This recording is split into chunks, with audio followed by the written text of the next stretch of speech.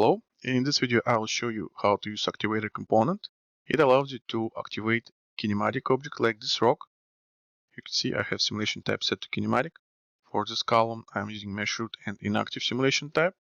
And this is how this simulation looks like. So inactive objects can be pushed by kinematic. As you can see I push them, but they freeze in the air. So to activate them I need to and turn them into dynamic object. I need to use object like Activator. You also can activate them by distance, which I showed you in rigid component tutorial. But this time I'll show you how to do this using Activator component. All I need to do is just enable here Activator toggle here. Now, if I will overlap these fragments or objects using my Activator Gizmo, they will be turned into dynamic objects. This is how Activator works. And first property in Activator component is this components group of properties, and it allows you to choose what exactly do you want to activate. Is it rigid component or rigid root component? You can have all these properties enabled, but in case you know what exactly you want to activate, then it's better to set it so it will not do this extra job finding what exactly it has to activate. So as you can see, in this case, I have this activator with rigid component and the right one activator for rigid root component.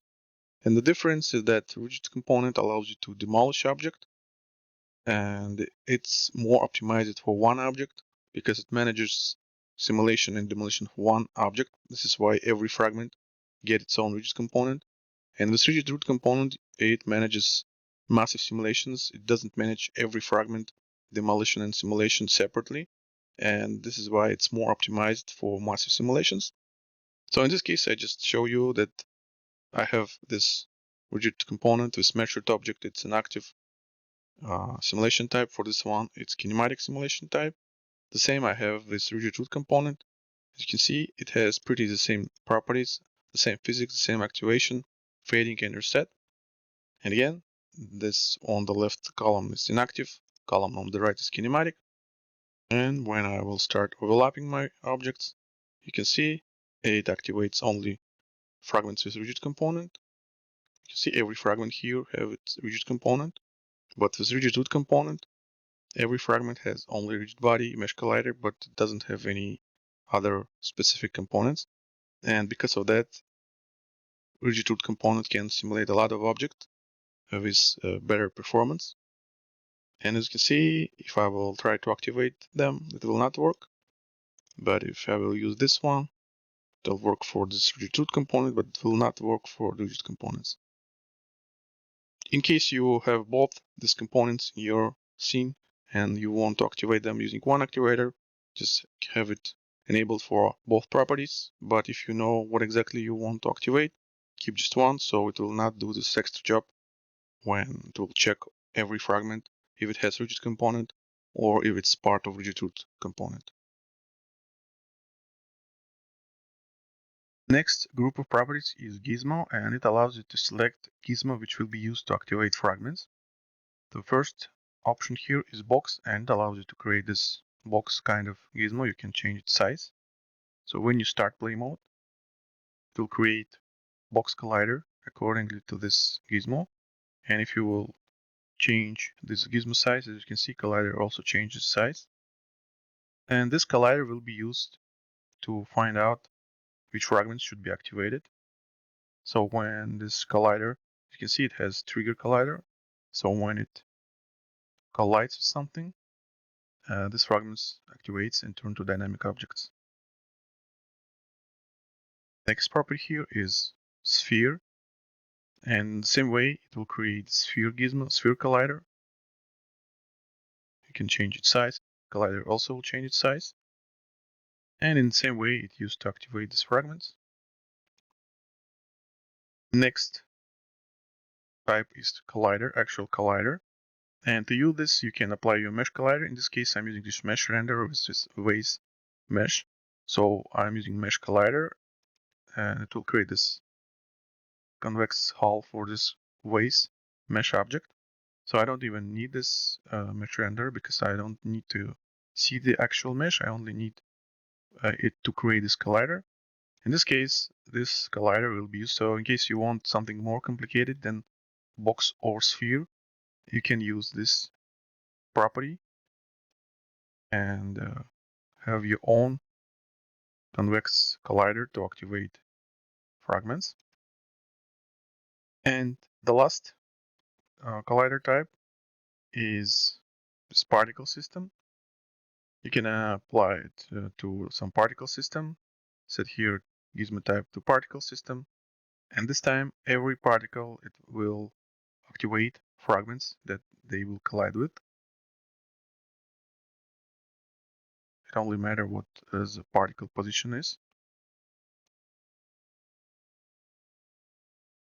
Here you can see every particle collide with fragments and activate them.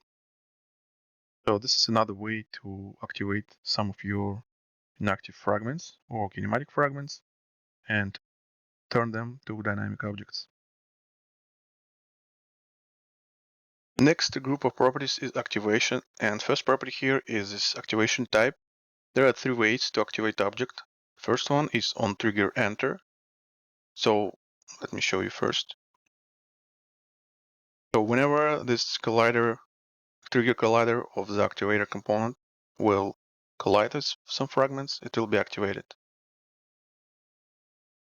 When it touches this fragment, they turn to dynamic objects. And second activation type is on trigger exit. In this case, you can enter your fragments by this trigger collider, but they will be activated only when it will leave. I am entering, nothing happens, but when I leave, only after that they turn to dynamic objects. And third type is on collision. In this case, you can use some mesh object with mesh collider, and you can apply activator component to this object, set activation type to on collision. In this case, collider will not be triggered, it will be just a regular dynamic simulation object, maybe a kinematic object, and it will activate your object when it will collide with them. As you can see, only fragments that collided with this rock were activated. Some of them still freeze in there. This is why it's better to use other activation type as well. At least define some offset activation with some low distance. In this case, you will avoid these freezing fragments in there. Because all such fragments also will be activated because other fragments will move them. As you can see, there's still one, so it may be better to use even lower value. But this is how you can use this activation types on trigger enter, on trigger exit, or on collision.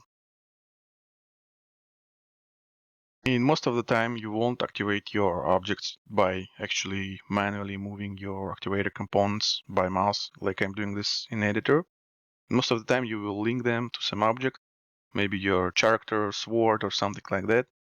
And in this case, you can use the speed property to define if speed of the object with activator component is big enough to activate some object.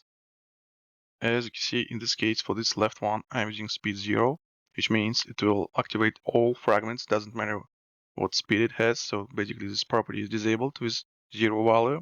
For this one, I'm using speed 4, and it measures in 4 meters per second here. For the right one, I'm using 15 meters per second. Now let's see how it looks. This is the default behavior. Whenever it touches the fragments, they activate. In this case, I have 4 meters per second. As you can see, if I will move it slowly, they will not be activated, these fragments. But if I will move it fast enough, this time they are activated. For this one, I'm using even bigger speed. So even if I will move fast enough, it won't work. This time I need to move it really fast. Only after that, they will be activated. So using the speed property, you can define the speed of your activator to avoid activation of object if speed very low. Just increase the speed property and fragments will be activated only if activator speed was big enough for you. And next property here is delay. And again, it's set to 0 by default, which means it's disabled. For this left object, I'm using this value 0. For this middle one, it's 3 seconds. And for this right one, it's 7 seconds. And using delay, you can delay your activation. So again, if it's disabled, whenever I touch fragments, they activates. For this one, I'm using 3-second delay. It means that after activation, they will wait for 3 seconds, and only after that they will start crumbling down. And for this one, it's 7 seconds. So now we'll need to wait 7 seconds, and after that they will be activated. So in this case, you don't want to initiate activation right after you triggered fragments by your activator component. You can use this delay and they will be activated a bit later. And the last property here is this Demolish Cluster property. It is also disabled by default. If I will use this activator with this kinematic connected cluster with disabled Demolish Cluster property, it will simply activate it just like any other mesh object. But for this one, I enable Demolish Cluster. In this case, I can use its trigger collider to demolish connected cluster, so all fragments that I will touch by this trigger collider will be detached and my cluster will be demolished. So this is just another quick way to demolish connected cluster using this activator trigger collider.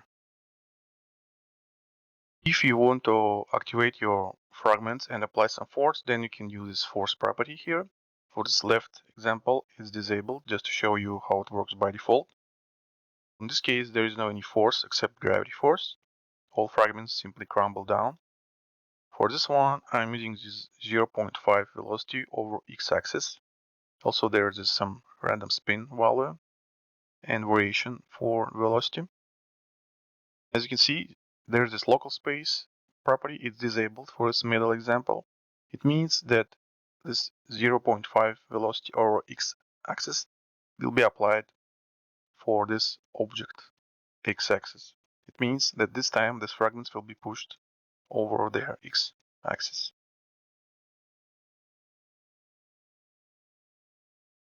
So here you can see all of them after activation got some force and they were all was thrown into that direction based on their x-axis. And in this example, I'm using activator with local space enabled. And again, I'm using this 0.5 velocity over x-axis, but this time it will use its local activator x-axis. As you can see, it's showing this direction. Now, if I will do the same, now all of them get force over activator local x-axis. This way you can define in which direction you want to apply your force for activated fragments. You can also try, let's say, for this time I will set negative force. It means that all fragments will be pushed up.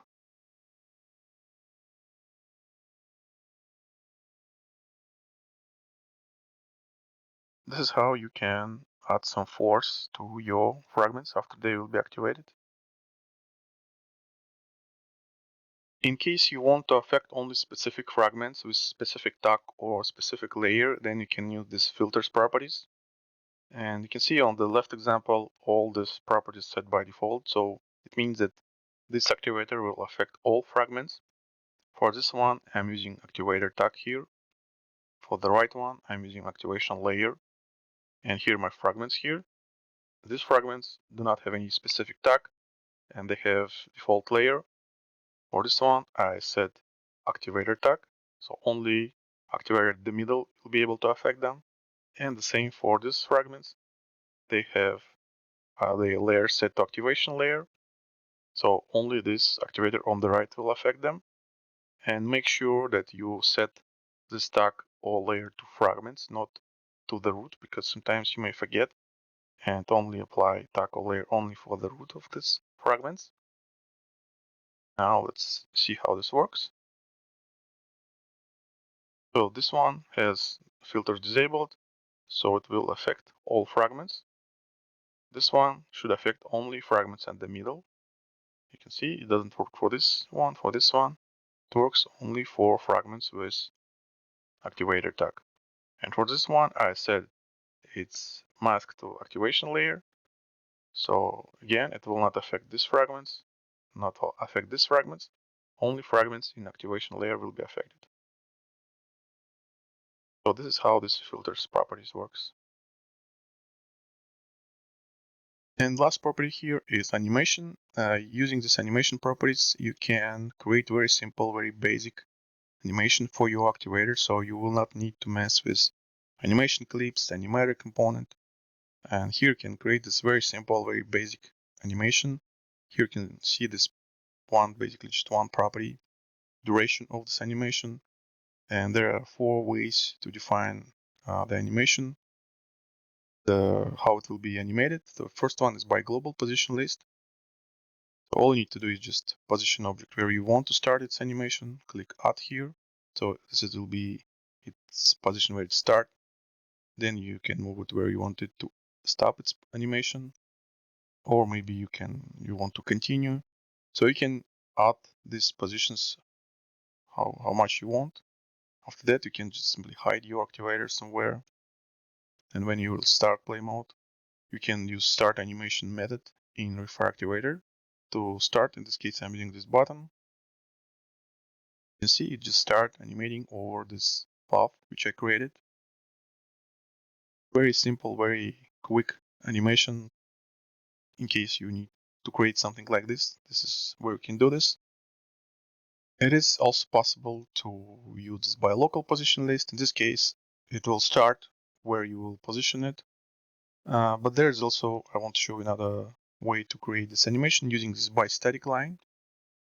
Here you can see I have this line, standard Unity line,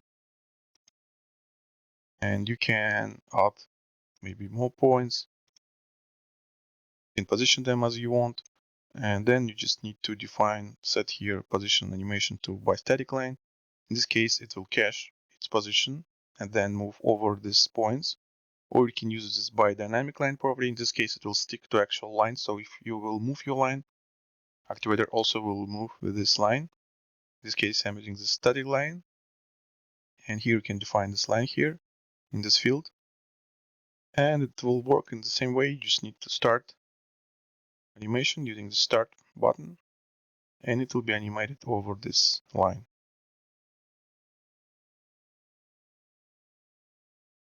And this is how you can create very simple animations for your activator.